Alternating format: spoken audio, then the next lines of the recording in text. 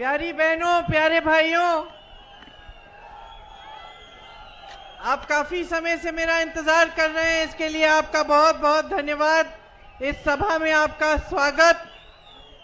श्री आनंद शर्मा जी, श्री कुलदीप पठानिया जी, श्रीमती आशा कुमारी जी, श्री नीरज नैयर जी, श्री यशवंत खन्ना जी, श्री करतार सिंह ठाकुर जी, श्री विजात कंवर जी, श्री अश्विनी ठाकुर जी, श्री भजन सिंह जी, श्री कमल ठाकुर जी और मंच पे विराजमान सभी नेतागण, सभी पदाधिकारीगण, आप सबका भी इस सभा में स्वागत।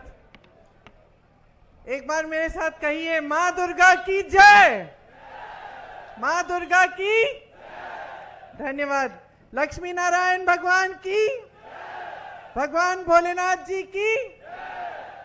यहाँ आकर बहुत खुशी हो रही है। मेरा दिल वैसे भी हिमाचल में ही रहता है, घर दिल्ली में है। चलिए, घर हिमाचल में भी है, लेकिन इस घर में दिल ज्यादा रहता है, यहाँ आने का बड़ा दिल करता है। तो जब भी मैं हिमाचल आती हूँ तो मुझे बहुत खुशी होती है। हाँ, देखिए, आपका प्रदेश बहुत सुंदर प्रदेश है, आपका हुनर भी बहुत है, आप शिक्षित भी हैं और हर तरह से आपके प्रदेश की ओर पूरा देश देखता है, क्योंकि यहाँ की जो सभ्यता है उसमें एक तरह से जो सादगी और जो ईमानदारी है वो शायद पूरे देश भर में सबसे ज्यादा है। और मैंने भी अपने अनुभव में ये देखा है कि आपके जो समाज की सभ्यता है, आपके रहन सहन के जो तरीके हैं वो बहुत सुंदर और शालीन है, और इससे पूरे देश को सीखना चाहिए। जो भी नेता यहाँ आता है, खासतौर से चुनाव प्रचार के लिए, वो ये बात जरूर करता है कि ये देव भूमि है और वीरों की भूमि है, और ये सही बात है, एक गंभीर बात है जिसे समझना बहुत जरूरी है। ये एक कहने का तरीका नहीं होना चाहिए कि कोई भी आया कह दिया और चले गए। ये बात गहरी इसलिए है क्योंकि ये देव भूमि है, और देवताओं की जो कृपा होती है वो हमेशा ईमानदारी पे होती है, ईमानदार लोगों पे होती है। जीवन सच्चाई से जियो, ईमानदारी से जियो, तभी भगवान की सारी कृपा आपके साथ, आपके ऊपर रहती है। तो आपकी ये जो भूमि है, इसे देव भूमि कहते हैं क्योंकि यहाँ की एक परंपरा है, एक सभ्यता है, एक सुंदरता है जो दैविक है। वीर भूमि इसलिए कहते हैं क्योंकि आपने हमेशा अपने प्रदेश से सरहद पे अपने बेटों को भेजा, हमारी धरती की रक्षा करने के लिए, हमारे देश की रक्षा करने के लिए। यहाँ के बहुत जवान शहीद हुए, उन्होंने जान दी अपने देश के लिए, और इसलिए आपकी धरती वीर भूमि कहलाई जाती है, जहां से सैकड़ों वीरों ने हमारे देश के लिए, उसकी अखंडता के लिए, उसकी रक्षा के लिए लड़ाई लड़ी। तो अगर आपके प्रदेश में ऐसी सरकार आए जो ईमानदार न हो, जो सच्ची न हो, जो आपके प्रति श्रद्धा न दिखाती हो, तो आप क्या कहेंगे? आज आम चुनाव है, आप लोकसभा के प्रत्याशी को चुनने जा रहे हैं, लेकिन साथ साथ हिमाचल प्रदेश में 6 बाई इलेक्शन भी हैं, जिस पर आपकी जो प्रदेश सरकार है उसका भविष्य निर्भर है। तो दोनों लोकसभा और जो बाई इलेक्शन है उनके संदर्भ में मैं आपसे बात करना चाहती हूं, क्योंकि जब आपने अपने प्रदेश की सरकार चुनी तो आपने बदलाव के लिए एक नई तरह की राजनीति के लिए अपना मत डाला, अपना समर्थन दिया। अब मोदी जी यहां आकर देवभूमि की बात करते हैं, देवताओं के नाम पर आपसे वोट मांगते हैं, लेकिन मोदी जी ने आपकी चुनी हुई सरकार का क्या किया? उन्होंने पूरी ताकत डाली, धन बल की ताकत, कि ये सरकार गिर जाए। सरकार आपने चुनी थी, सरकार लोकतंत्र के जरिए आपने चुनी थी, और मोदी जी ने पैसे दे देकर, भ्रष्टाचार सबके सामने करके हिमाचल प्रदेश की सरकार को गिराने की कोशिश की। क्या ये ईमानदारी की बात है? क्या आप इसको सच्ची राजनीति कह सकते हैं? क्या आप कह सकते हैं कि जो प्रधानमंत्री इस तरह की साजिश आपके प्रदेश की सरकार के खिलाफ करे, वो प्रधानमंत्री आपको सर्वोपरि समझते हैं? क्या आप कह सकते हैं कि उस प्रधानमंत्री जी के दिल में आपके लिए श्रद्धा है, अगर आपकी चुनी हुई सरकार के खिलाफ इस तरह की भ्रष्ट साजिश कर सकते हैं? तो ये समझना बहुत जरूरी है भाइयों और बहनों कि भाजपा के जितने नेता हैं, प्रधानमंत्री जी से शुरू होकर जो यहां के प्रत्याशी हैं उन तक जितने भी नेता हैं, उनका सिर्फ और सिर्फ एक मकसद है। वो मकसद है कि किसी भी हालत में सत्ता को अपने हाथों में रखें, चाहे सरकारों को गिराना पड़े, चाहे भ्रष्टाचार करना पड़े, चाहे विधायकों को घूस खिलाना पड़े, चाहे आपको गुमराह करना पड़े, चाहे भगवान का नाम लेकर आपका ध्यान भटकाना पड़े, कुछ भी कर लेंगे सिर्फ सत्ता के नाम से। सिर्फ सत्ता ही चाहते हैं और किसी भी तरह से उस सत्ता को रखने का काम करेंगे। तो ये एक तरह की राजनीति है बहनों और भाइयों, और इसका नतीजा आपने देखा है। ये जो अग्निवीर की स्कीम है, ये इसी राजनीति का नतीजा है, क्योंकि इस राजनीति के लिए जो मोदी जी और भाजपा के लोग करते हैं, इसके लिए धन बल की बहुत जरूरत होती है भाइयों और बहनों।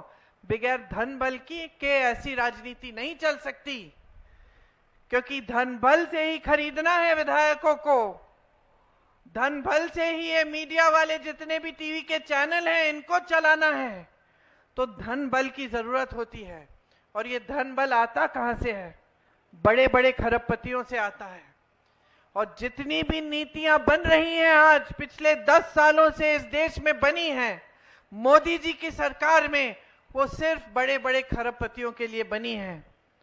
इसीलिए अग्निवीर जैसी स्कीम आती है, जिसमें जो सेना में भर्ती होता है वो 4 सालों बाद वापस आ जाता है अपने घर और फिर से बेरोजगार बनता है, ताकि डिफेंस में भी बड़े बड़े खरबपतियों का हाथ हो। इसीलिए जब ओपीएस जैसी जो पुराना पेंशन है, जब ओपीएस की बात होती है तो मोदी जी की सरकार कहती है कि पैसे नहीं हैं, लेकिन जब बड़े बड़े खरबपतियों के कर्ज माफ करने होते हैं तो अचानक 16 लाख करोड़ रुपए जनता के पैसे जनता के बैंकों से, सरकारी बैंकों से उपलब्ध हो जाते हैं। लेकिन पुराने पेंशन के लिए कहते हैं कि पैसे नहीं है। ये भी उसी राजनीति का नतीजा है जो सिर्फ सत्ता के लिए चलती है और सिर्फ बड़े बड़े खरबपतियों के लिए चलती है। आज हिमाचल के सेब के किसानों का हाल देखिए। तमाम कोल्ड स्टोरेज बड़े बड़े खरबपतियों को दे रखे हैं। तो जहां जहां सेब उगता है और कोल्ड स्टोरेज की जरूरत होती है, तो सेब का दाम कौन तय करता है? अडानी जी तय करते हैं, बड़े बड़े खरबपति तय करते हैं।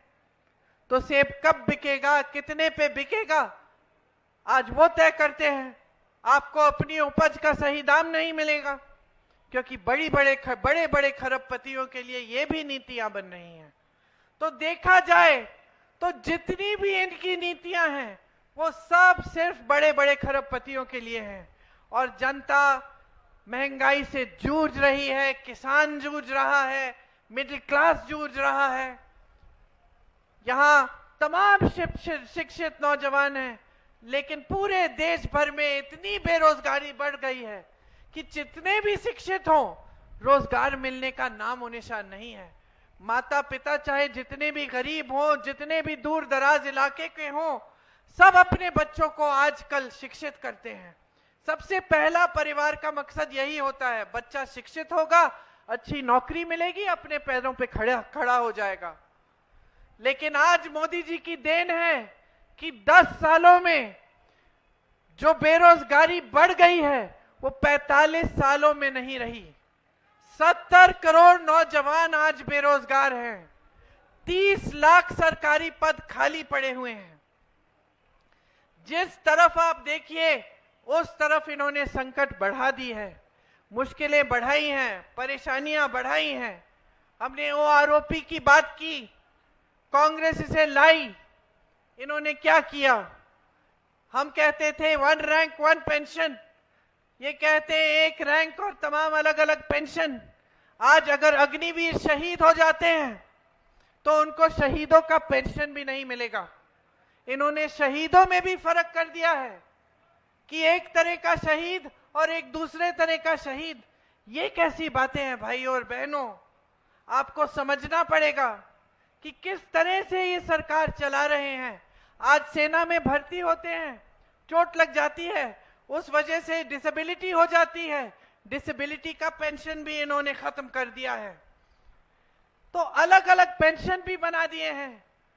हर तरफ आपकी मदद करने के बजाय, आपका समर्थन करने के बजाय, आपको मजबूत करने के बजाय आपको कमजोर किया जा रहा है। मोदी जी यहां आते हैं, मानिए कि पर्यटक की तरह भ्रमण करने आ रहे हैं, अपना कैमरा निकालते हैं और कैमरे से मोदी जी फोटो खींच रहे हैं और मोदी जी की कोई और फोटो खींच के पूरा वायरल कर रहे हैं कि देखिए मोदी जी पहाड़ पे खड़े होकर कैमरे से फोटो खींच रहे हैं। आपको मालूम है उन्होंने अपना पोस्ट डाला कैमरे से फोटो खींचते हुए, पीछे गाना क्या बज रहा था उन्हीं के पोस्ट में? किसने सुना? चंबा कितनी दूर। बिल्कुल सही गाना था, क्योंकि मोदी जी कट गए हैं पूरी जनता से, और चंबा की जनता से तो पूरी तरह से कटे हुए हैं। उन्हें आपके संघर्षों के बारे में कुछ नहीं मालूम। आप कैसे जीते हैं, कैसे महंगाई का सामना करते हैं, कैसे बेरोजगारी का सामना करते हैं, उन्हें कुछ नहीं मालूम। आपके क्या हुनर है उन्हें यह भी नहीं मालूम। और आज जो परिस्थितियां उन्होंने देश में बनाई हैं, तो भाइयों और बहनों कोई बताएगा भी नहीं उन्हें। सब डरते हैं, उनके अधिकारी उनसे, उनके साथी डरते हैं, उनके मंत्री डरते हैं। जनता के बीच तो वो आते ही नहीं, कभी किसी किसान से नहीं पूछते कि आपकी क्या हालात हैं, कैसे जी रहे हो। कभी आकर किसी आपदा में भी एक बार पूछते नहीं हैं। यहाँ कितनी बड़ी आपदा हुई, मोदी जी कहते हैं कि ये उनका परिवार है, हिमाचल उनका दूसरा घर है। आए क्या आपदा के समय? एक बार आपको मुंह नहीं दिखाया। आपदा के समय आने की बात छोड़िए, एक पैसा राशि, एक पैसा नहीं भेजा इन्होंने केंद्र से।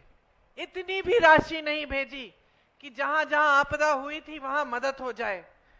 हमारी सरकार ने जितनी स्कीमें आपके लिए बनाई थी वो लगभग उस समय हमें रोकनी पड़ी, क्योंकि सरकार के सारे पैसे, सारी संपत्ति हमने आपकी जो आपदा में जो मुश्किलें हुई उनको आपको सहूलियत पहुंचाने के लिए, आपको राहत देने के लिए डाली।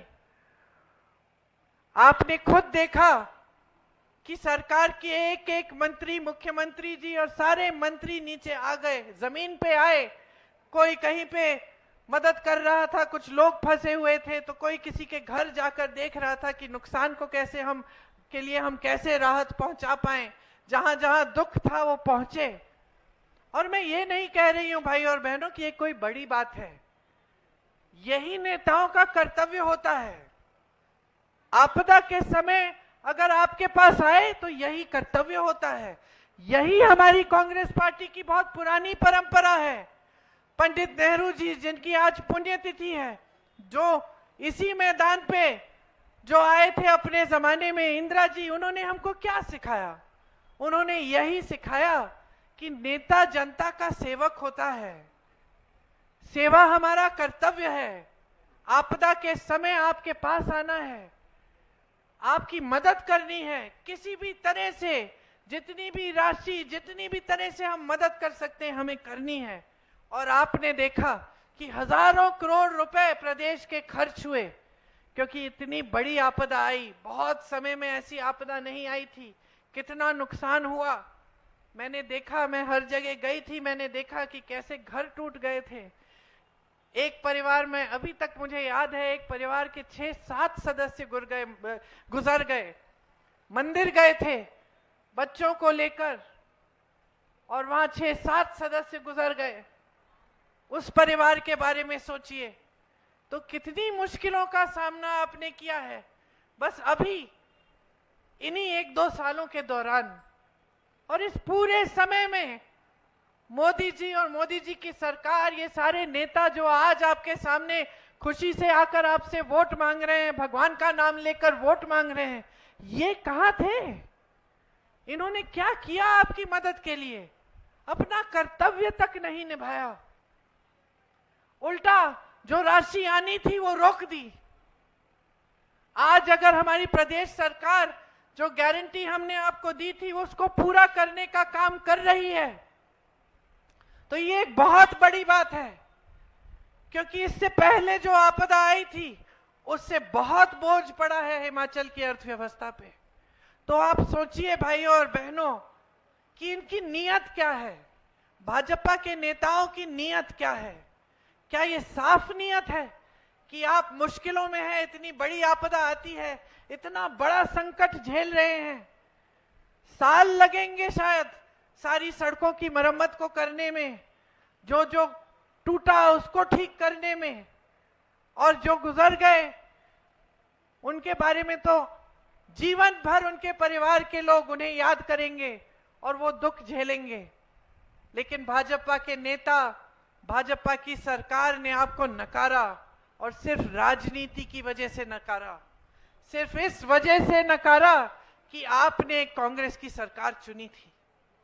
और उसके बाद उस सरकार को गिराने का काम भी किया, कोशिश बहुत की। ये तो हमारी सरकार एकजुट रही और हमारे विधायक एकजुट रहे काफी हद तक, इसलिए हमारी सरकार बच गई।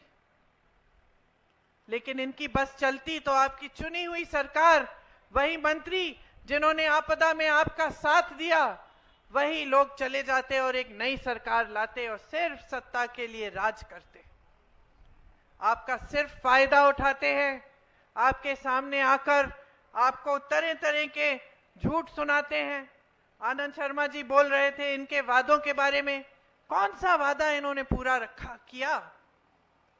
जितने वादे किए सारे वादे तोड़े हैं। इनकी बातें न गहरी हैं और न आप इन पे भरोसा कर सकते हैं, हल्की बातें हैं। आजकल आप खुद देख रहे हैं कि मोदी जी किस तरह की बातें कर रहे हैं, देश भर में जाकर कह रहे हैं कि कांग्रेस पार्टी के नेता आपकी भैंस चुरा लेंगे, आपके मंगलसूत्र चुरा लेंगे। कैसी बातें हैं ये? कांग्रेस पार्टी 55 सालों से सत्ता में रही, जानते हैं 55 सालों से कांग्रेस पार्टी सत्ता में रही, देश 70 सालों से आजाद रहा है। ये कहते हैं 70 सालों में कांग्रेस पार्टी ने कुछ नहीं किया,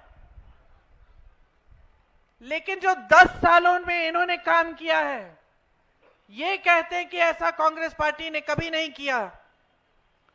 एक हद तक सच है, कांग्रेस पार्टी ने बड़े बड़े सरकारी कारोबार कभी किसी बड़े खरबपति मित्रों को नहीं दिया।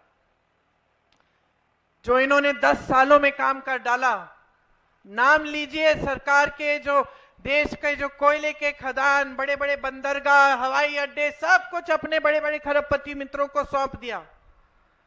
ये कांग्रेस पार्टी ने कभी नहीं किया। कांग्रेस पार्टी ने इस तरह से विधायकों को खरीद के सरकारें कभी नहीं गिराई, न कभी करेगी कांग्रेस पार्टी।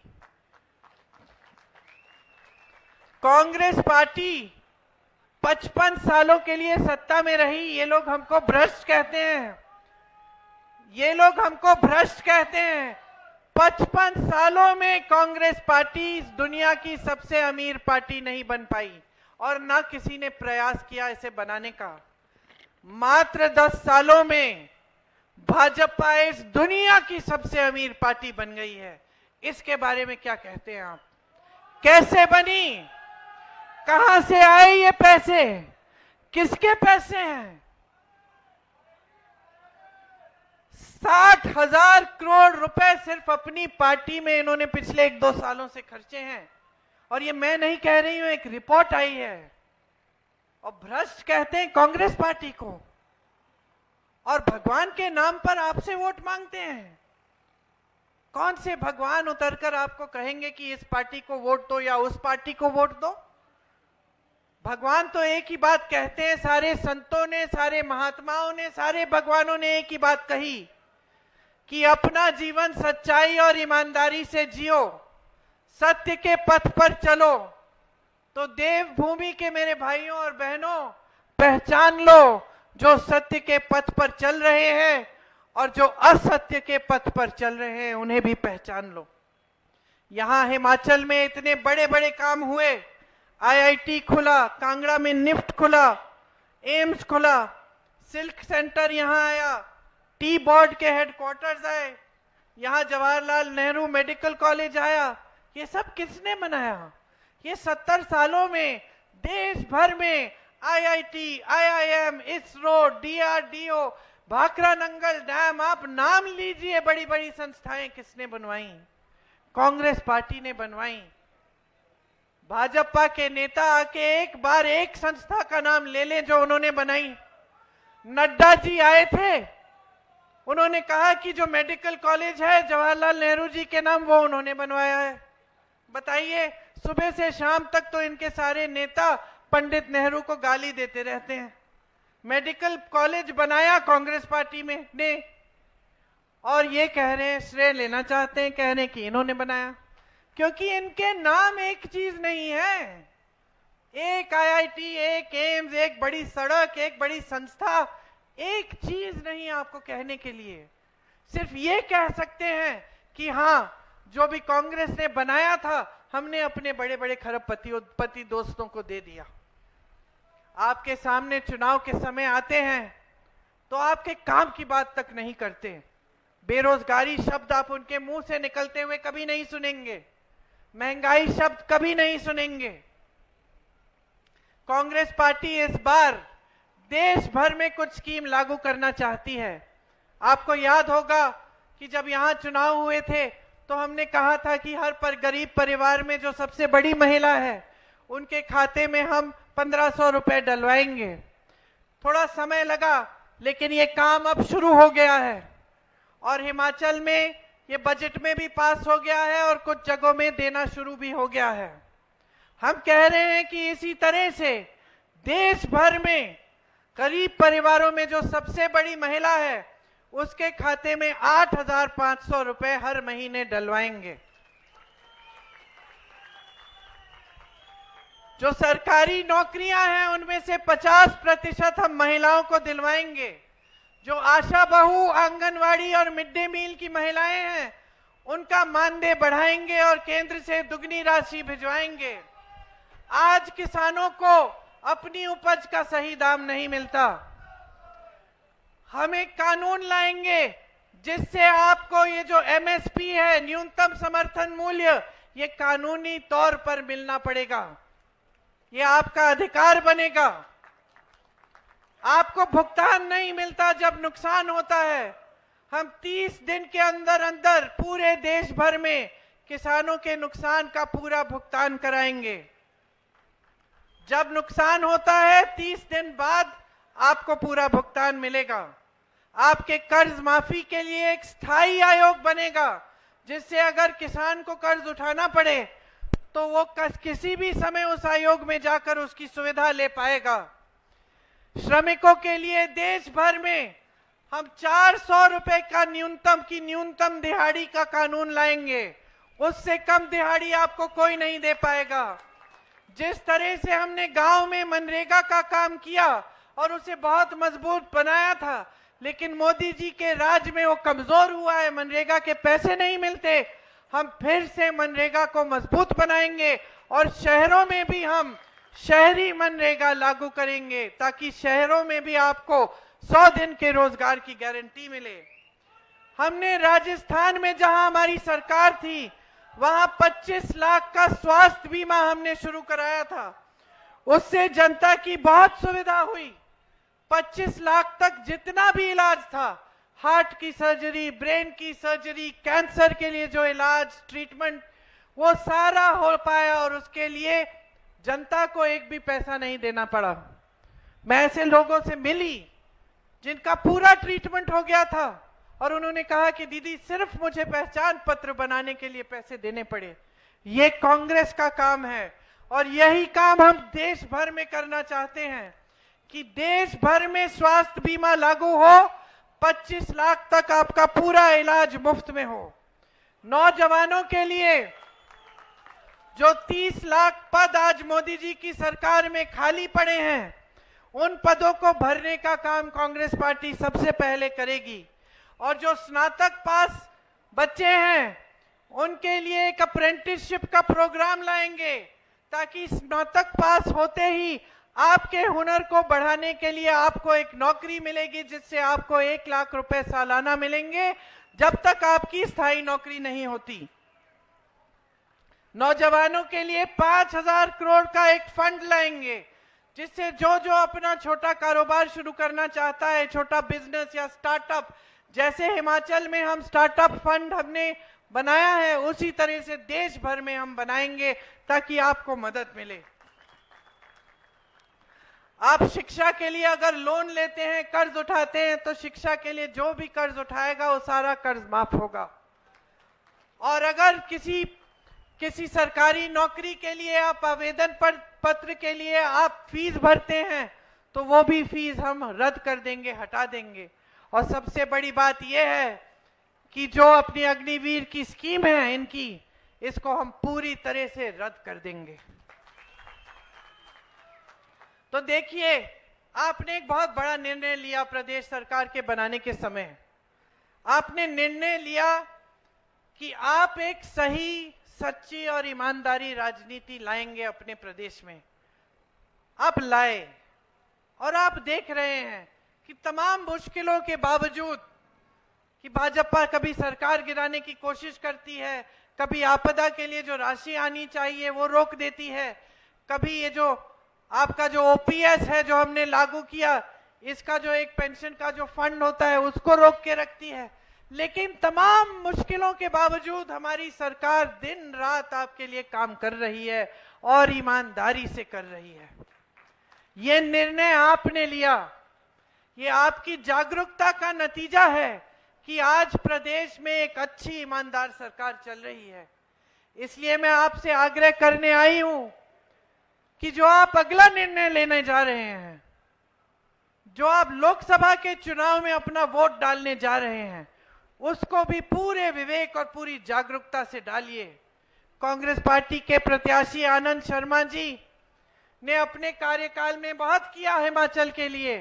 ये जो मैं गिन रही थी, एम्स, आईआईटी, ये सब, इनमें से तमाम ऐसी संस्थाएं हैं जो इनके कार्यकाल में ही यहां पे आई।